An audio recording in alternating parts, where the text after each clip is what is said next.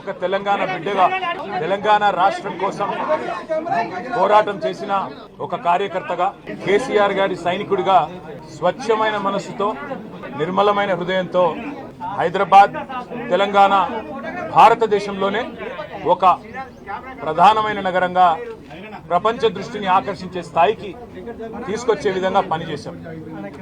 మేము 9.5-10 ఏళ్ల కాలంలో మా ప్రభుత్వం ఉన్నప్పుడు మా బావమరుదులకు 1137 కోట్ల కాంట్రాక్టులు చేయలేదు.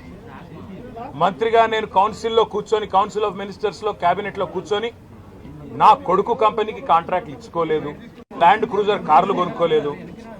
ఆ పనులు రేవంత్ రెడ్డి గారు ఆయన మంత్రివర్గ సహచరులు ఆ సాగు తెలివితేటలు ఆ అవినీతి తెలివితేటలు వాళ్ళకే ఉన్నాయి. నేను 50 లక్షల రూపాయలతో ఎమ్మెల్యేలను కొనుగోలు చేయడానికి పోయి దొరికిపోయిన దొంగను కూడా కాదు. నేను నిఖార్సైన తెలంగాణ బిడ్డను. ఏ పని చేసినా తెలంగాణ కోసం హైదరాబాద్ ప్రతిష్టను పెంచడం కోసం చేశాను. అర పైసా అవినీతి కూడా నేను చేయలేదు, చేయబోను. నువ్వేదో నా మీద కేసు పెట్టి నన్నేదో చేసి దానివల్ల మా పార్టీ క్యాడర్ను మా నాయకత్వాన్ని నువ్వు దారి మళ్లింపు దృష్టి మళ్లింపు దిశగా ప్రయత్నం చేస్తాను అనుకుంటున్నావు రేవంత్ రెడ్డి. అది నీ వల్ల కాదు. ముమ్మాటికి నువ్విచ్చిన 420 హామీలు ప్రశ్నిస్తూనే ఉంటాం. నువ్వు ఎన్ని కేసులు పెట్టినా ఇది కాదు ఇంకో 100 పెట్టుకో, ఇంకో 1000 పెట్టుకో, ఎదుర్కొంటాం. న్యాయస్థానాల మీద ఈ దేశంలోని చట్టాల మీద భారత రాజ్యాంగం మీద మాకు సంపూర్ణమైన గౌరవం సంపూర్ణమైన విశ్వాసం ఉంది.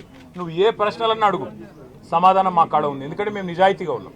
నీలాగా లుచ్చా పనులు చేయలేదు, నీలాగా తుచ్చపు పనులు చేయలేదు, చేయబోము. నిఖార్సైన తెలంగాణ బిడ్డగా కేసీఆర్ గారి రక్తం పంచుకొని పుట్టిన కేసీఆర్ కొడుకుగా చెప్తా ఉన్నా. తెలంగాణ కోసం అవసరమైతే చస్తాను తప్ప ఎట్టి పరిస్థితుల్లో ఇట్లాంటి లుచ్చగాళ్ల ముందు మాత్రం తల వంచను.